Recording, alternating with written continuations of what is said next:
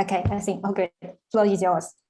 Okay, thank you very much. Thank you for the invitation to this interesting conference between two communities which maybe do not communicate sufficiently often.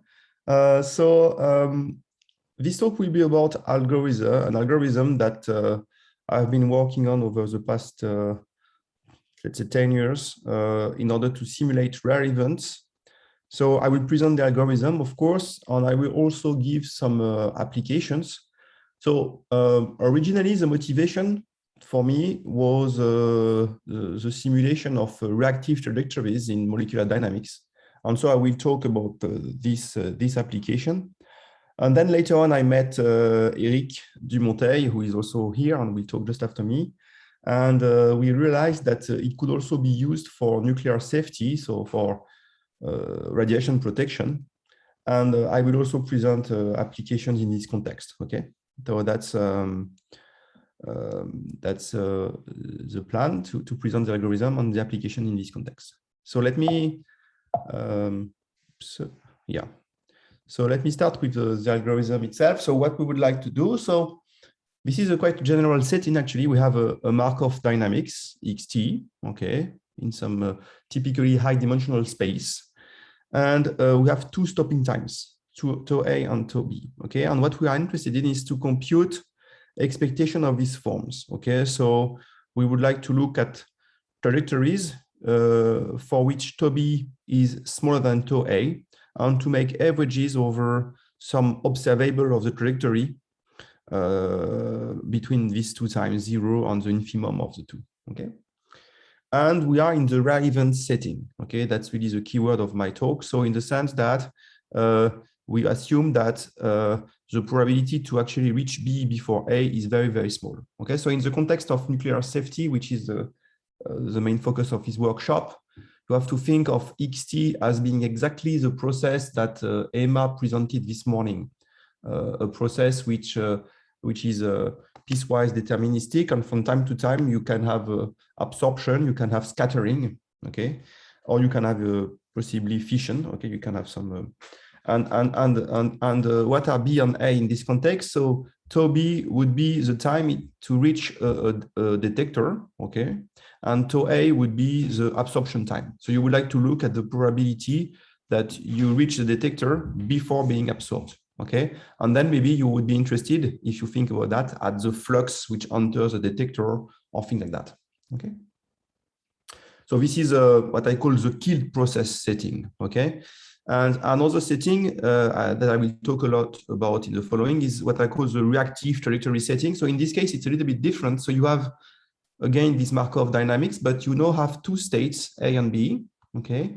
And you start typically from a point which is close to A, and you are interested in the trajectories which reach B before A, okay? So you would like to kill trajectories which reach A before B. You would like to really see trajectories which do that.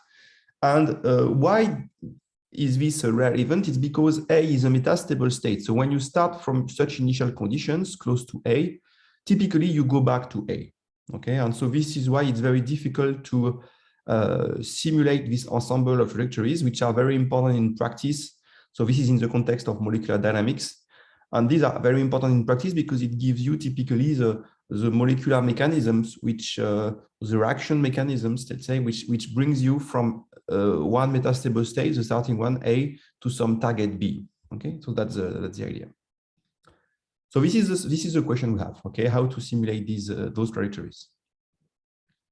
So again, just in terms of motivation, this is one motivation where you have in molecular dynamics where you have a big protein and you have a small molecule here called a ligand.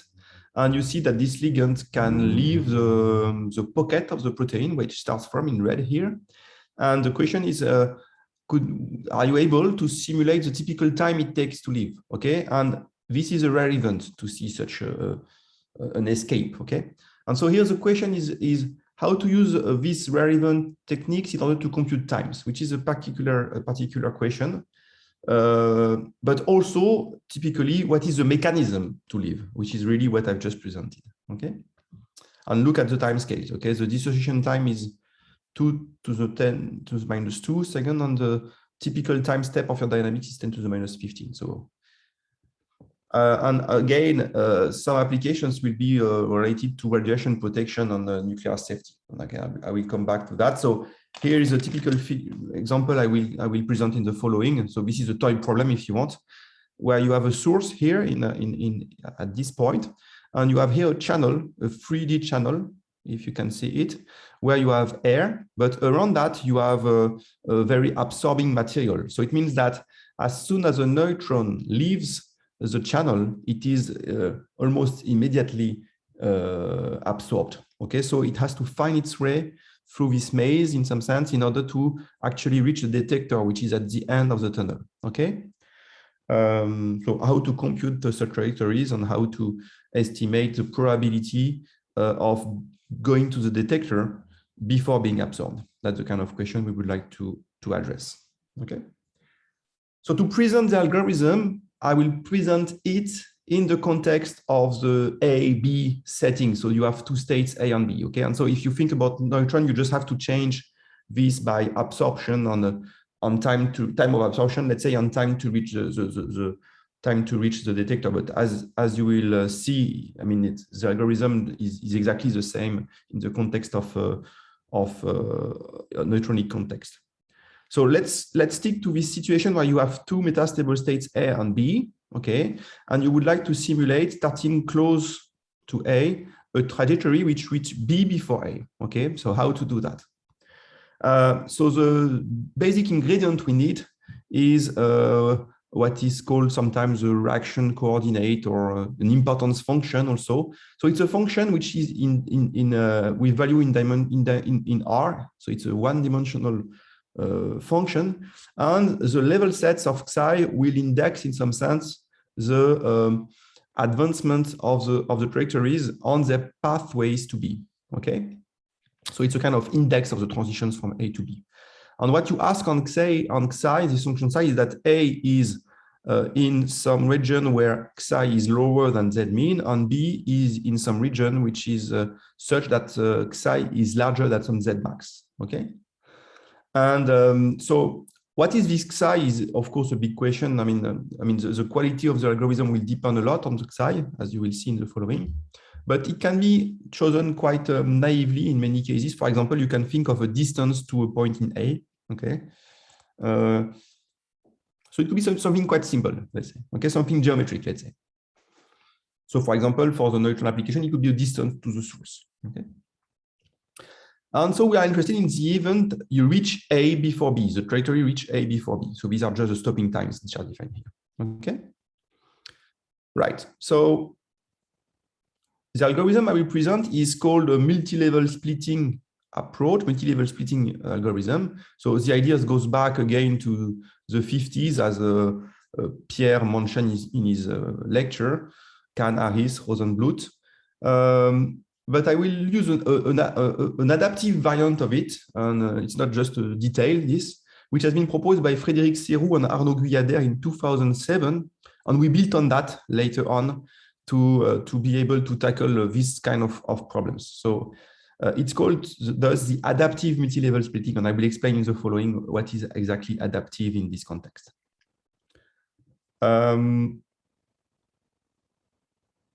So this is what I explained at the beginning. What is a reactive trajectory? So it's a trajectory which leaves A and go to B without going back to A. Okay, so that's what we are interested in.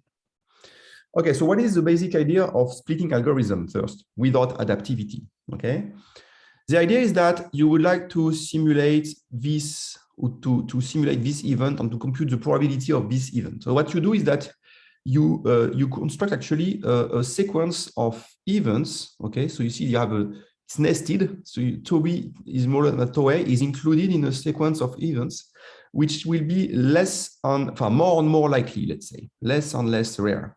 So what are these events? You see that I introduced a tau Z, and tau Z is the first time that Xi reached the value Z. Okay, so if you think about it again, you have A, you have B, you start from some initial condition, and you have all these level sets of Xi. Okay, and maybe it's difficult to reach B before A, but maybe it's easier to reach a first milestone, say sigma Z1, before A. Okay, so maybe it will be easy to do that if sigma Z1 is sufficiently close to your initial condition to A, let's say. Okay, and so this will be the first event you're interested in. And then you say this contains an event which is to reach Z2 before A, and then Z3 before A, etc., up to a last milestone, which is sigma Z max there. And finally, the event that you are interested in. Okay. And so the idea will be to simulate directly by direct simulation this first event, if you want, and then to simulate conditional probabilities. Okay, so you will write the fact that the probability that to reach B before A is this product, which is a probability to reach Z1 before A first, and then the probability to reach Z2 before A, knowing that you reached Z1 before A, etc., up to the final step of the algorithm. Okay, and so we will build. So if you look at this formula, it's quite easy to build an unbiased estimator of that by playing with estimators of each of these probability. Okay, so the basic idea is that numerically you will gain, because if think of the case that each of these probability is 1/2, you would have on the right 1/2 n times 1/2 to compute, typically, if n is a number of terms here. And here you would have to compute directly 1/2 to the n, okay, which is more difficult. It's very small. So it's easier to compute n times probability 1/2. That's the basic idea of splitting, okay? So it's splitting because if you want, you split you split the complex very rare event into a nested sequence of more likely events. So now let me explain where the adaptive feature comes into the picture in this story. So the idea is that if you think about how to choose the intermediate levels, so where to put these milestones, okay? If you do a back of the envelope calculus on the variance estimate of an estimator of that based on just IID sampling, you realize that the best is to actually choose the sigma Z case or the Z case so that all of the probabilities in the product in the right-hand side of the formula I've presented before, all of them are the same. Okay, so for example, all of them are 1/2. If I go back to my example, of course, so you don't know how to put the milestones a priori so that this is true. But then you can think of an interacting particle system in order to realize empirically over your interacting particle system to realize approximately this equality. Okay, so the idea is that if you have a milestone ZQ -1, which is already settled, you will say that the next one, the ZQ milestone, will be set at a position such that you kill exactly k particles among n. Okay, so in other words, you will use the kth order statistics of these quantities, which are the supremum of psi reach over each trajectories, okay, in order to build the successive milestones. So let me present that with a picture. It will be. Sorry, Tony, I think there's a question from Pascal. Is that... Sure. Yes, could you please go back to the previous slide? So if I may ask, so one difficulty is that if you condition on reaching Z1 before A, you don't know where you reach it a priori, right? So you would have to infer it from, I mean, you would have to have an estimator on the hitting measure where you hit this milestone. So doesn't this make errors propagate? Yeah. So how do you get around that? Yes. So you're right. So you have to read it from the left to the right. So you first simulate these guys, okay? Those are the ones. So this gives you initial condition on Z1, okay? And you start from Z to go to the next one, okay? And you build on that, okay? So your question about error propagation or etc. So this will be addressed in this talk. So more precisely, we will show that with an adaptive version of it, we will show that you can easily build unbiased estimators of the probability on the left using a proper way to estimate each of these guys. Okay, I will explain the details because of course for the moment it's a little bit hand waving. Okay. All right. Thanks. Yeah, so just to finish the presentation of the algorithm, so you will set the milestone in such a way that at each iteration you kill exactly k trajectories among n, and then the estimator of the probability will be typically 1 minus k over n to the number of iterations which are needed in order to reach indeed the final milestone. Okay, so more precisely, if you do that, you should have an estimator of the probability to reach Z max before A.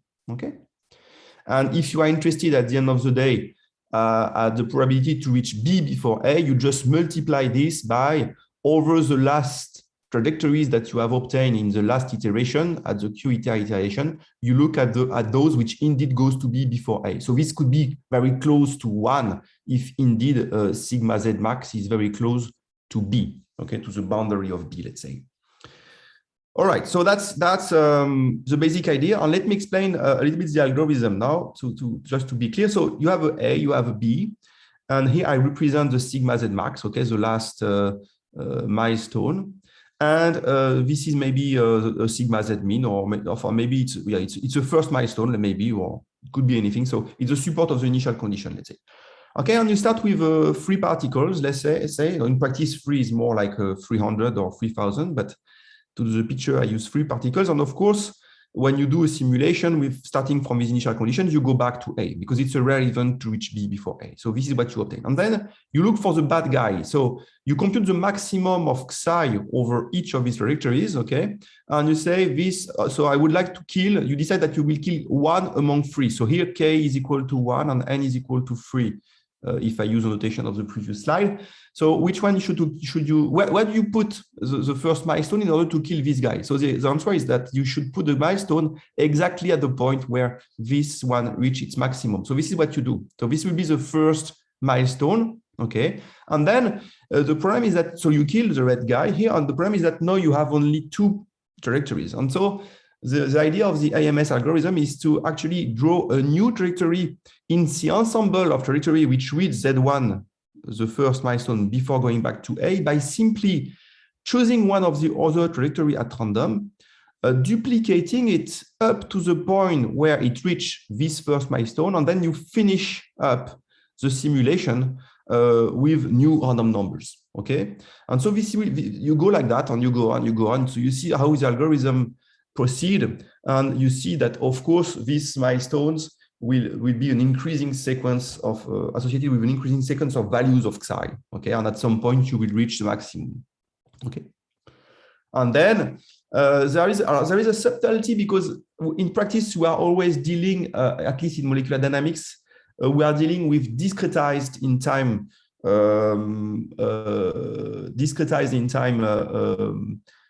let's say Markov dynamics. And even in the neutronic case, you have typically we work with Markov chain, in the sense that we really look at we index the Markov chain by the successive times at which something happened, like either a scattering or an absorption. Okay, so you have to adapt a little bit what I've said before to the case of a discrete in time process. Say a Markov chain, let's say, and the subtlety is that then, even if you decide that you set up the killing level looking at the cave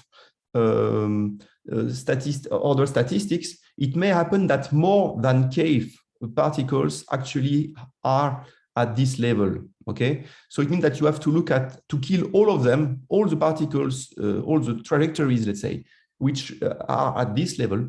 And it means that the formula I've presented before is a little bit different, because it's not a product of 1 minus k over n, it's a product of 1 minus capital KQ, which is the effective number of particles of trajectories that you have killed at the qth iteration, okay? So this is the p hat, okay? And this is what we will analyze in terms of, and so what you can show in terms of bias. And so what you can show, and this is a joint work with Charles-Édouard Brière, Maxime Gazeau, Ludwig Gunej, and Matthias Rousset, who will also give a talk in this conference. So what you can show is that you can show that this p hat is unbiased. Okay, so the expectation of b hat is indeed the probability that you reach b before a. Okay, so I will not go through the proof, which is which is done in a quite general setting, actually. So if you go to the paper, we can handle branching processes, we can handle quite general Markov processes. But the take-home message is here that whatever the choice of the parameters, so what are the three main parameters in this story? The psi, of course, so this reaction coordinate, this importance function, if you want, the total number of territories that you have at each time step, and the number that you would like to kill, or at least to kill, which is this little k. This is what we call which determines the killing level. Okay. So whatever these three parameters, you know that the expectation of p hat should be is the correct one. So you see the way to use this algorithm, at least the way we advocate to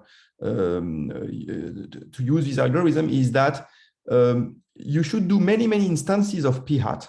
Okay, do an empirical average over it. Okay, and you can, for example, already have access to a central limit theorem to have some ideas of the empirical variance. And more importantly, maybe you can play with the psi. So you can do that for many different psis. And if you obtain confidence intervals which overlap, it gives you some kind of confidence in the results, because it means that for different psis, you had different estimators, and you know that they have the same averages, and you stop the algorithm, so the number of realizations of the AMS algorithm, when indeed the two are giving the same answer, up to, of course, the statistical error that you can estimate using a central limit theorem. So that's the kind of thing you can do to this unbiased, the way we use this unbiasedness result, which is not completely obvious for specialists in the room, because you see that there is an adaptive feature in this story, which is the way you decide the milestones. And so this makes the unbiasedness result maybe a little bit unexpected, even though for example, Matthias, it was not that expected, unexpected, because you have ways to really understand why it should be the case that it's not biased. But at first, it was not obvious, at least to us. I mentioned at the beginning that I would be interested in computing transition times. So the time it takes to go from A to B. How this could be related to the estimation of a probability, which is not maybe completely obvious.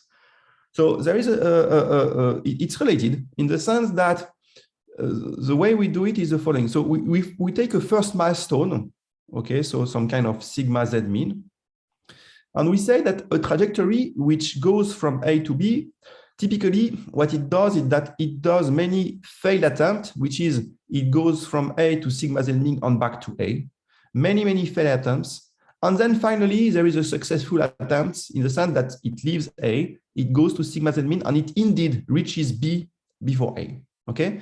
So when you decompose such what I call a transition path, not a reactive path. The reactive path is really the end, and this is a transition path. You arrive from B, you enter A, you do many loops, and then you go to B. So you do many loops like that. How many of them? The number of loops is related to a geometric law, with a Bernoulli parameter, which is the probability to reach B before A. So the number of loops will be related to 1 over P times the time it takes to do a loop, plus the time it takes to do the final part of the path, which is just the reactive path, okay? So this is, again, this is not fully justified at this stage, but if I have time, I will probably not have time. But you have ways to justify this and to show that this formula is indeed reasonable. So in practice, to summarize, if we are interested in transition times, what are we doing? We are making many loops from A to sigma z mean, okay? This gives us an estimate of this quantity, namely the typical time to make a loop, and this given some initial conditions on sigma z mean. Then, starting from the initial condition, we launch an AMS algorithm to compute the probability to reach B before A, which is this little p, and this also gives us an estimate of this path. Okay, and so by combining this initialization step, which is these loops, with the AMS algorithm, we are able to compute all the terms which are involved in this formula, and thus we are able to get an estimate of the length of a transition path, so the time it takes coming from B to go back to B. Okay, coming from B, you go to A, and you'll ask yourself how long it will take to go to B. Okay, so this is sorry, Tony, Yep. I couldn't find the hand function. It kind of feels a little bit like if I combine your last slide with this slide, what you're really simulating when you do this AMS is you're conditioning a path condition to, you're simulating a path condition to just go there quickly, right, and not mess around. You know, you're cutting out all these geometric loops. You're just conditioning it to get there quick. Yeah. Yep. Because those are the ones that really matter, right? All the ones that mess around don't contribute. Exactly. And now you're inverting that advantage to on this page. You're kind of inverting that advantage to calculate this P thing. Yeah, so it's because I really want to compute the time it takes to go from A to B. So I don't want to discard completely all the loops. Yeah. You see, so I need to take into account this. Yeah. If you think about the ligand protein system, if you think about, I mean, this 0.2 second or the 0.02 second, sorry, is typically this combination of two effects, many failed attempts to live, and finally the success. Okay, and so this is the way we use a rare event, if you want, simulation techniques in order to have access to this time. Okay. In fact, if you reduced A and B to points and you had a recurrence, a point recurrence, that you could just use excursion theory to calculate all this exactly. Oh, of course. So if you are in small dimension, okay, you have to imagine that you have 100,000 atoms. Exactly. And okay, so you don't have access, of course, to simple, matrix. Exactly. I should have mentioned that this is typically difficult in high dimension. Okay, so it's very event in high dimensions. Okay. Okay. All right. Thanks. Yeah. Thanks for making it precise. It's important.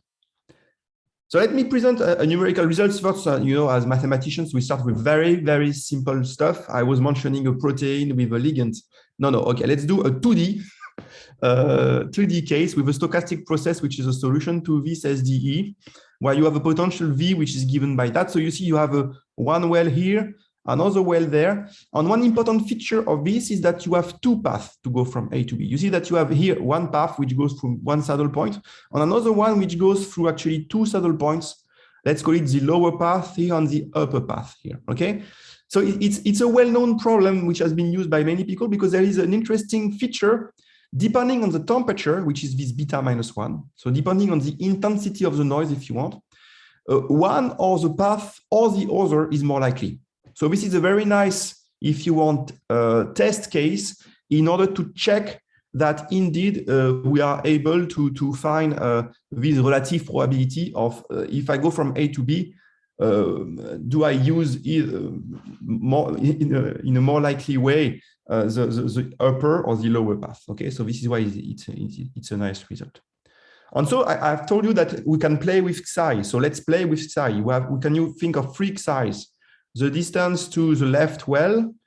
So this is basically minus the distance to the right well. And this is just x. X is what on my picture? X is just this. Okay, just the first coordinate of my process. Okay, so a distance to a point here, a distance to a point there, or minus a distance to a point there, let's say, or x. That's the three reaction coordinates. Let me call it like that here. That I will test. Okay, and again, I use many AMS.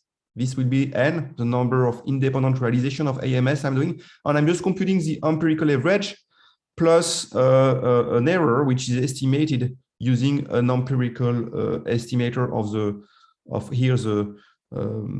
you see the standard deviation. Good. So let me first give you some. So you see that, okay, so first you can have access to what is called the flux of reactive trajectories, which basically tells you which path you use. So you see, depending on the temperature, as I told you, you will use either the lower or the upper path, okay? And this you can compute and compare to, actually, this is a small dimensional case, so you can go back to other ways to compute it and check that you are not doing something completely crazy.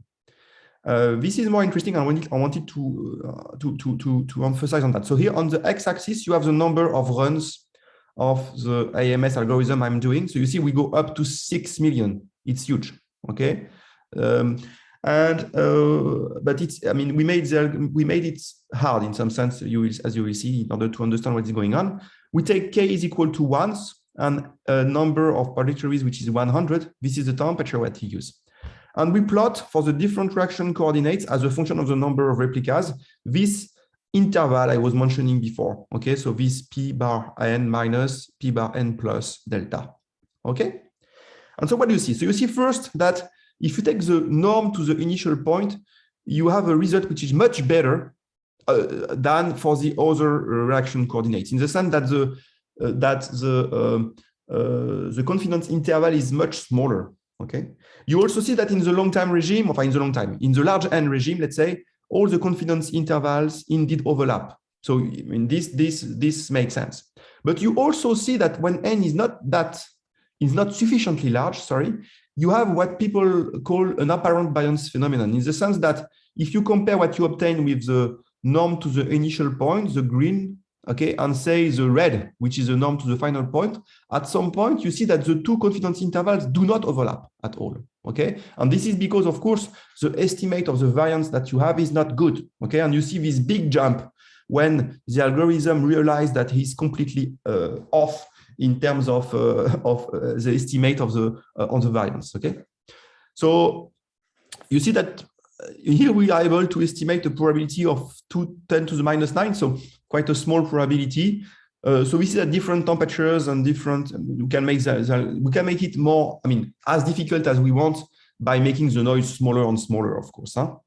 So what are the observations? Again, when n is sufficiently large, the confidence interval overlaps. When it's too small, on the other hand, you have this apparent bias phenomenon, which is well known for splitting techniques. I mean, it has been already observed even in the non-adaptive setting, let's say, in this paper, for example. And we also see the importance of Xi, not for the unbiasedness, we know that it's unbiased whatever Xi, but for the fluctuations, for the confidence intervals, okay?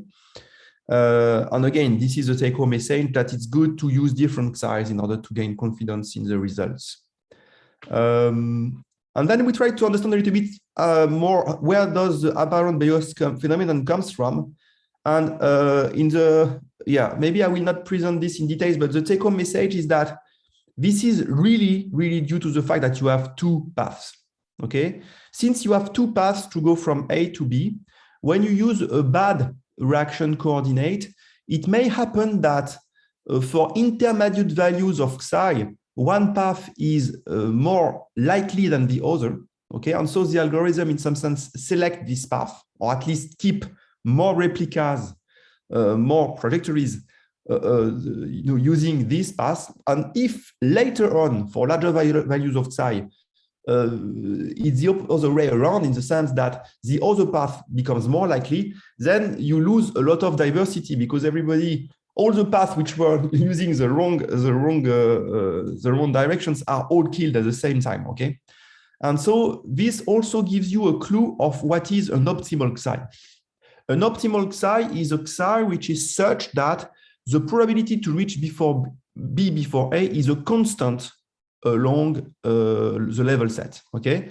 And so this optimal Xi is called the commuter function, is the context of molecular dynamics, and it has been elucidated by Matthias Rousser, Arnaud Guyader, and co-authors. Maybe Matthias will talk about that. At least for diffusion like that, you can show that indeed the estimator has the smallest variance for a Xi, which is exactly this one, which is this commuter. Okay, and so in the context of neutronic, it means that the optimal is the adjoint flux. Okay, if I use the terminology of Emma in her talk this morning. And so if you have access to the adjoint flux, you can have very, very good Xi. But of course, you don't have access to it. Otherwise, you will have the answer to all your questions. But the idea that this is what you should use, and this is, maybe you should use some approximation of it, okay?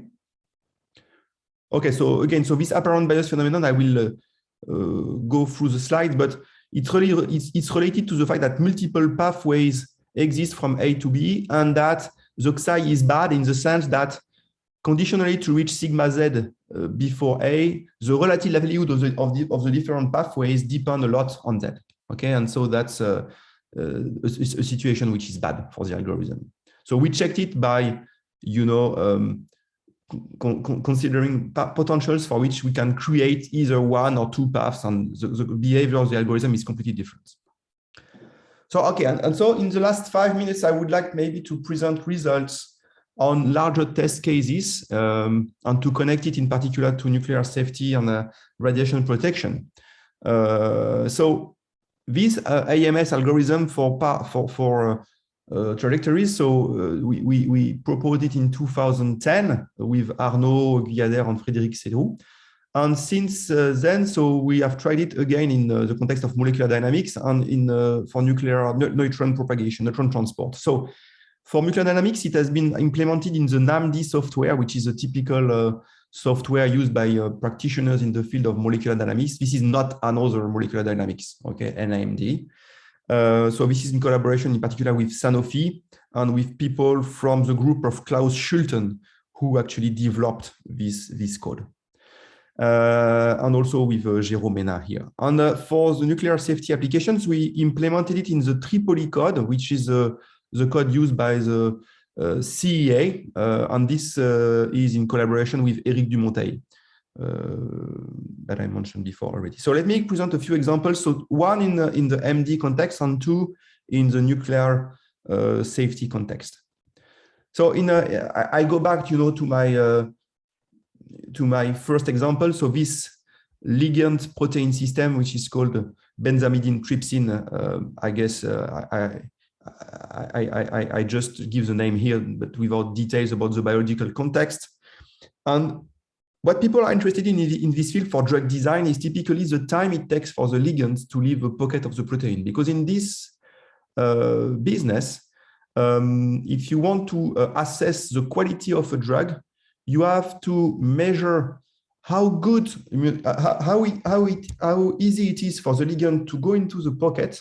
And so this is basically how easy it is for the key to enter the lock, if you want. And this is an energetic calculus, which is not really complicated. But more importantly, also you have to compute the time it takes for the key to leave the lock, for the ligand to leave the pocket of the protein. And this is a dynamical quantity, which is very difficult to compute. And as you, because of the time scale separation between the time step you use at this scale and the, dissociation time, which is called the, dissociation rate, which is called the K off. And so we tried on this particular setting. And so we obtained a dissociation rate, which is in a reasonable agreement with what people can measure.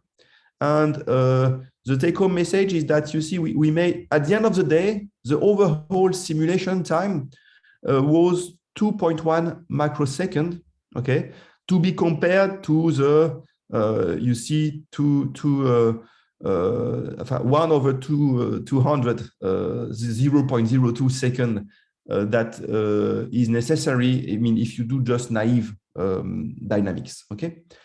So that's the take-home message. I mean, we were able to indeed get a very good speed up with this technique on this, at least on this specific setting. Let me go back now to this toy problem where you have this channel. So here we take as a psi. So here, I mean, maybe I should have said that. So the psi here was typically a distance to the pocket, okay, the reaction coordinate.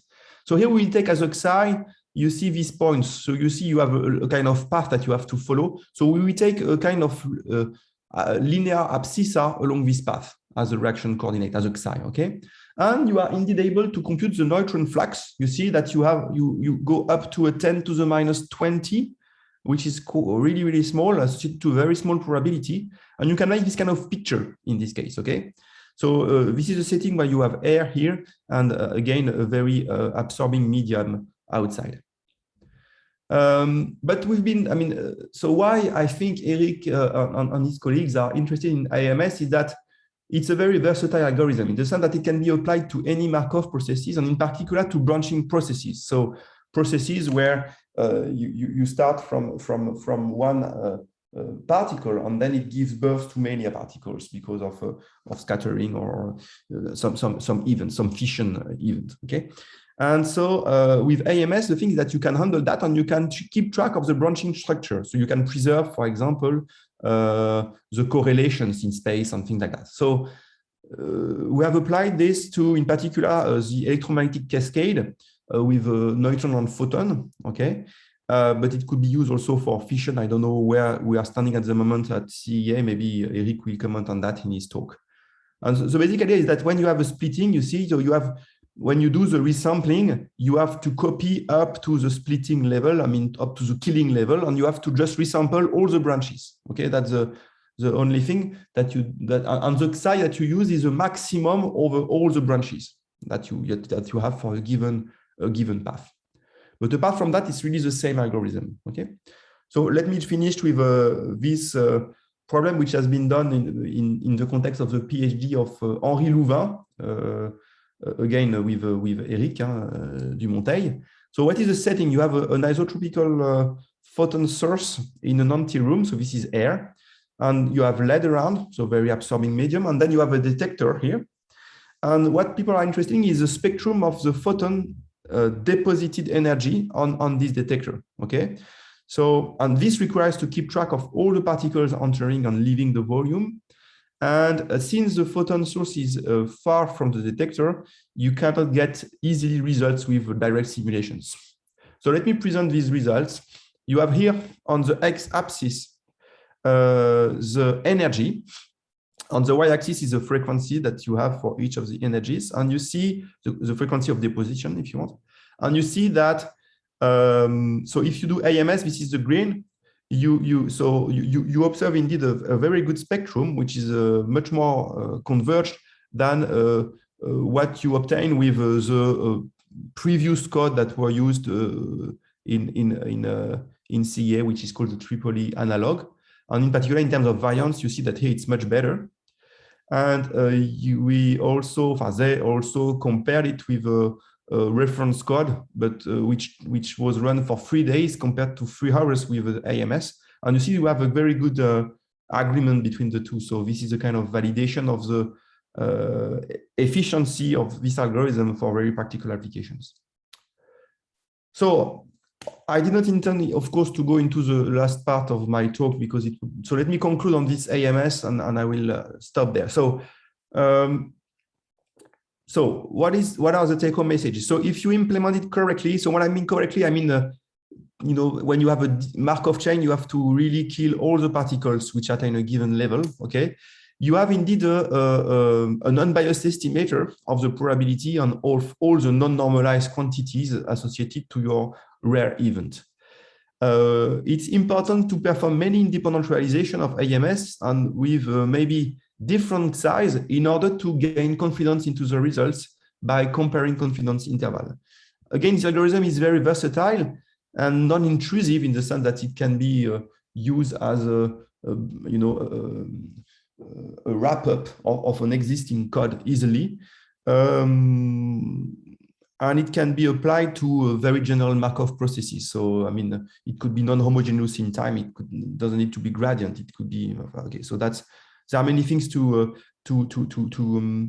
explore here, even for example, Markov fields. There are ideas to use it. And yeah, so there are many things in terms of trying to adapt this setting to various application fields. And this, of course, is a big part of the job, okay, to find the good size, find a good way to represent your trajectories, etc. And so, I mean, the crucial point, I mean, for me, one of the crucial point, quite generic point, is how to choose the Xi. And so we are working a lot, at least in some specific context in MD, to build, we know what is a good Xi, this commuter function. So how to approximate it to, do adaptive computation in the sense that you build better on the Xis.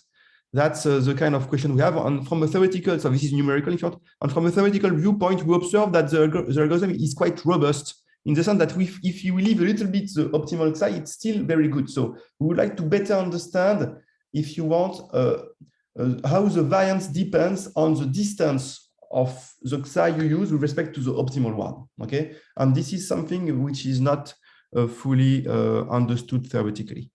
Okay, I jump to the references and I stop here. Thank you for your attention. Thank you very much. So I wonder if anyone has a very quick question. Yes, Andres. Okay, I found the hand button. Well, actually, I have a couple of questions, semi-remark type things. So the first thing is with the branching scenario, there is a natural analog of stopping times. They're called stopping lines, or sometimes they're called exit measures. And actually, I think this is pretty much what you put up on one of the slides. The idea is that you kind of freeze the particles as they pass a threshold or a space-time domain. And the point about these exit measures or stopping lines is that you preserve the branching property. So if you freeze at that point, then each one is an independent. Yeah. So actually, we use this idea. So this is used by Eric when he wants to have results in between the source and the detector. You can introduce, if you want, fake intermediate regions, and you can keep, of course, the Markov properties by just looking at the first time you reach these guys and restarting from this point. So this is used actually. This idea is used by Eric. And I mean, you have exactly the right intuition. Well, I mean, it's a very natural tool that appears often in the proof of several things we know about in branching. I mean, and the other observation is just reflecting on Emma's talks this morning. When you look at this many-to-one thing, so what many-to-one is really telling you is there's a kind of typical trajectory in the branching process, and so it tells you about this typical trajectory, and instead of branching, it puts this exponential potential term in the spirit of Pierre's talk. What happens with stopping lines? So when you observe a stopping line through the lens of a many-to-one, it just becomes a stopping time. It becomes a stopped Feynman catch exponential, I think. So that was just a simple observation that possibly So just to comment on this many-to-one, so I understood that at least in some cases, Eric really wants to keep the branch process because he wants to, in particular, keep correlations between the different particles that he creates, and so this is why he asked us about that. But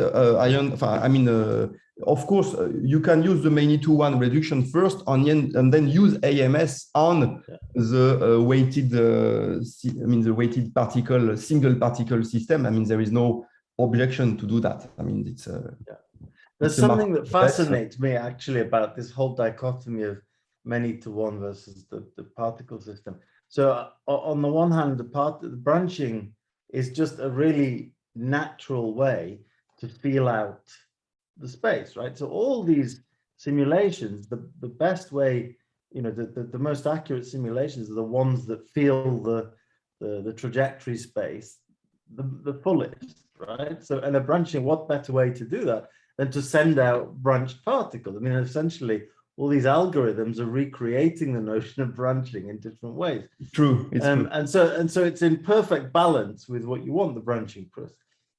So it sounds great, but on the other hand, what started confusing me is we started hearing about this clustering phenomena, and then although it's supposed to go and feel its way out, they hang around in gangs, on street corners, causing trouble. My feeling is that in what Emma presented this morning, for example, when you do the branching and you have thousands and thousands of particles which are created, you cannot just handle it. So you have to do something. In our context, it's relevant. We don't have many particles, so we can handle this branching effectively. And I understand that. It's radio protection. It's not a computation of a KF or some criticality here. So you have to. I don't say that this will answer all the questions that Emma presented this morning, for example. Really not. So that's. Anyway, there's a big line of hands, so I'm going to shut up. Thank you. Thank you very much, Tony. Yeah, so there are a few hands up. I don't know who's next. Perhaps Pascal, you would like to ask a question? I'd like to, but do we have enough time? I think well, we have a tea break afterwards, so we can. I think we can kind of shift everything behind. Okay. Yes. So could you go back to the last slide? Well, the last slide before the references. Sure. Yeah, so I think you anticipated my question well about this better and better size. I was my question before that slide was so the XI seems to be given by an expert. Can the XI be kind of computed, or I don't know, through reinforcement learning be deduced by computer? That's exactly what you're working on, right? Could you please detail a little bit? Yeah. So first, an expert can be me. So I'm not an expert. So in the neutron application, we use very simple stuff. And sometimes, I mean, it works like a distance to the source, which is not really expert. I mean, you see. But it's true that the more you know, the better. So for example, in the context of neutronic applications, in CA, they have deterministic codes to approximate the adjoint flux. Okay, it's called INIPOND. And when you use this, typically it gives better result than completely naive XIs. Okay, so, but I would like to insist that even with a naive XI, it seems that it's much more robust, for example, that importance sampling techniques, this kind of algorithms. Importance sampling being, you know, changing the paths on the Markov, you know, the law of the Markov process and correcting for it in a Girzanov-like manner. That's first comment. Second comment, yes, we know what is the right, what should be the good XI, this committer. It's a high dimensional function, so we can use all these good ideas to represent high dimensional functions efficiently. We can use all these ideas from machine learning in order to do reinforcement learning or active learning. I mean, all these techniques are on the table since we know what we want, okay? And since we know that we have a measure of how far we are, this is really important because we know what is the variance of the optimal XI. So we have like a lower bound, if you want, and we have the variance that we estimate. So we know how far we are from the best. And so we can, you have a measure, if you want. So we have, in the terms of machine learning, we know what is the object function. Yes. Exactly. And so we can play all the things you can think of. And again, the detail, the devil is in the detail because when you try to do it in high dimension, at the moment we are doing it with EFPEN on a catalysis problem for chemical reactions. Well, you have to be careful. it's not a bit, but the idea is. And does it like give dramatically better results, or just by a factor of 3 and not more? It really depends. I mean, not general answer. It can. I mean, if you have a bad size, the results can be crazy. I mean, on the simple 2D example, if you take Y, so yes, it can really be dramatic. For the moment, in what we did, I mean, with Eric, when we go from geometric to INIPOND, maybe we observed a gain of factor 2 or 3, so it was not really better than the geometric intuition. But maybe Eric will correct that. But my guess is that it can be, you can create examples where it would be a huge difference between the naive one and a more informed choice. That's cool. Thanks. Thanks, Pascal. Emma? Hi. So if you were to increase the number K of particles that you kill each time, it feels that this should increase the correlation in your system. Does this change much from a numerical perspective or not really? Yeah. So it doesn't change the unbiasedness result I have presented before, but of course it changes the variance. So the basic idea is there is a balance, because if you take a large K, I mean close to N, you will go very fast to the detector, if I think about the neutronic application. But as you mentioned, you will have big correlations. So you don't have N trajectories, you have only one at the end of the day. Okay. So it goes fast, but with a large variance. If you take a small K, it goes much slower, but with a variance which is in principle better. So In the case where Xi is the committer, so the optimal case, you can show that the best is to choose K very small, actually, 1. Okay. In practice, for the application in molecular dynamics, we played with that, and we found that 10%, K over N between 10% was a good compromise. So again, there are the theoretical results, there is a practice, and but it's a parameter you could play with, and you should play with. And taking a very large K is not always a good idea, for sure. That's Okay, thank you.